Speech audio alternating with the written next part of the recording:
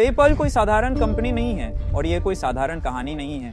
एक और ये सबसे प्रेरणादायक कहानियों में से एक है जो आपने कभी सुनी होगी।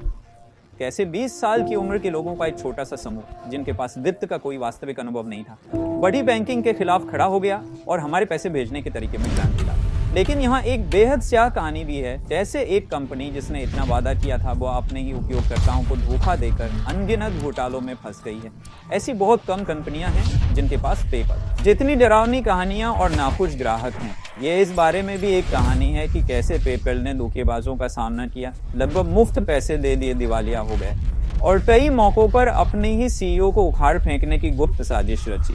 और फिर भी कंपनी से जुड़े इस सारे विवाद के बावजूद दुनिया भर में हर दिन करोड़ों लोग पैसे भेजने के लिए पेपल का उपयोग करते हैं। और पेपल के पीछे की टीम को पेपल माफिया के रूप में जाना जाने लगा है, जो शक्तिशाली अरबपतियों का एक नेटवर्क है जो कई अन्य बड़ी इंटरनेट कंपनियों के पीछे है। इसका मतलब है कि एक बहुत छोटे समूह के हाथों में अत्यधिक शक्ति है। तो अब समय आ गया है कि हम सच्चाई की गहराई में उतरें।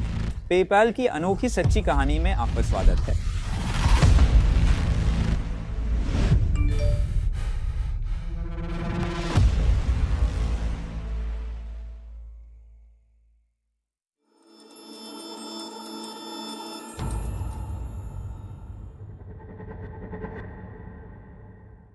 जब चेरनोबिल परमाणु ऊर्जा संयंत्र में विस्फोट हुआ, तब मैक्स लेविचिन केवल 10 वर्ष के थे। वह मात्र 90 मील दूर अपने घर में सो रहा था और सोवियत रूस में रहने वाले एक यहूदी परिवार के रूप में लेविचिन के लिए जीवन कठिन था। इसलिए जब 80 के दशक के अंत में रूसी अर्थव्यवस्था में गिरावट शुरू हुई, तो मैक्स के परिवार को सबसे खराब स्थिति की आशंका और 1991 में वे संयुक्त राज्य अमेरिका चले गए। 90 के दशक की शुरुआत में मैक्स उसे मिले एक उपहार से मोहित हो गया, एक प्रारंभिक कंप्यूटर प्रणाली। मैक्स ने स्वयं ही इसके लिए प्रोग्राम लिखना और विकसित करना सिखाया और पूरे कॉलेज में मैक्स ने अपने और अपने आसपास के लोगों के जीवन को बेहतर बनाने के लिए इंटरनेट का उपयोग करने के तरीकों की खोज की। मैक्स ने कुछ दोस्तों के साथ मिलकर 2 अलग-अलग कंप्यूटर प्रोग्राम लिखे और बेचे और 1998 में अपने द्वारा कमाए गए पैसे का उपयोग करके मैक्स कैलिफोर्निया में पालो अल्टो में चले गए। मैक्स अपनी खुद की इंटरनेट कंपनी बनाने की उम्मीद कर रहा था और ये तेजी से .com क्रांति का लाभ उठाने के इच्छुक युवा तकनीकी दिमाग वाले लोगों के लिए केंद्र बन रहा था। लेकिन एक दिन कैलिफोर्निया की भीषण गर्मी से बचने की कोशिश करते हुए मैक्स ने एक व्याख्यान में भाग लिया ताकि वह वातानुकूलित व्याख्यान कक्ष में झपकी ले सके। सिवाय इसके कि कुछ नींद लेने के बजाय मैक्स को लेक्चर पीटर थियल नाम का एक व्यक्ति परेशान कर रहा था। पीटर पहले से ही कई क्षेत्रों में मामूली रूप से सफल थे। वह एक स्टार्टअप संस्थापक, एक हेज फंड मैनेजर और अब तकनीकी स्टार्टअप में एक निवेशक थे। इसलिए व्याख्यान के बाद मैक्स ने पीटर को घेर लिया और समझाया कि वह एक तकनीकी कंपनी बनाना चाहता है। पीटर की आंखें चमक उठी। मैक्स के विचारों पर चर्चा करने के लिए उन दोनों ने अगले ही दिन नाश्ते पर मिलने की व्यवस्था की। नाश्ते के दौरान मैक्स ने बात की, जबकि पीटर ने विनम्रता से उसकी बात सुनी और 1998 में उसके पहले विचार के लिए 150 का वित्त पोषण किया। पीटर के पैसे का उपयोग करके मैक्स ने फील्डलिंक नामक एक कंपनी की स्थापना की जो इन पाम पायलट उपकरणों के लिए सुरक्षा प्रदान करेगी। पीटर और मैक्स दोनों के इस व्यवसाय के लिए बड़े सपने थे। हालांकि उन्हें जल्द ही एहसास हुआ कि उनका विचार पूरी तरह से त्रुटिपूर्ण था। मोबाइल सुरक्षा का बाजार अभी तक अस्तित्व में नहीं था, वहां बस पर्याप्त नहीं थे ग्राहक। इतना ही नहीं, बल्कि उन्हें जल्द ही एहसास हुआ कि पाम पायलट की मूल कंपनी ने उनकी सुरक्षा जरूरतों के लिए पहले ही एक अन्य व्यवसाय के साथ साझेदारी कर ली है।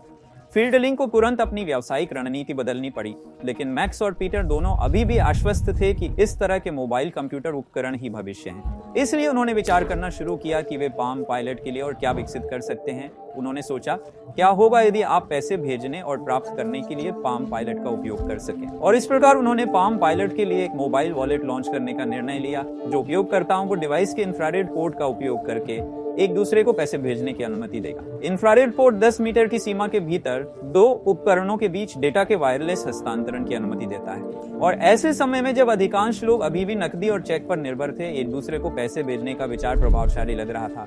तो अब जब उनके पास ये नया विचार था, तो फील्डलिंक ने अपनी कंपनी का नाम बदलकर कॉम्फिनिटी रख दिया। आत्मविश्वास और अनंत का मिश्रण था। जहां तक उनके धन जुटाने के कार्यक्रम की बात है, वे ढेर सारे नाम संबंधी विचार लेकर आए। ई मनी बीन, जैपियो, मोमो कैचेट। लेकिन अंततः वे पेपाल पर बस गए, जिसमें एक अच्छा अनुप्रास था और इसे आसानी से एक क्रिया के रूप में इस्तेमाल किया जा सकता था। जैसे कह रहा हूं, बस मुझे पेपैल करें। इसलिए व्यावसायिक विचार और नाम दोनों तय होने के बाद पीटर और मैक्स ने भर्ती शुरू कर दी। हालांकि उनके अधिकांश कर्मचारी वे लोग थे जिन्हें वे कॉलेज से जानते थे। उनके कर्मचारियों की औसत आयु केवल 25 थी, लेकिन यह सौहार्द बाद में पेपाल की सफलता के लिए महत्वपूर्ण साबित हुआ।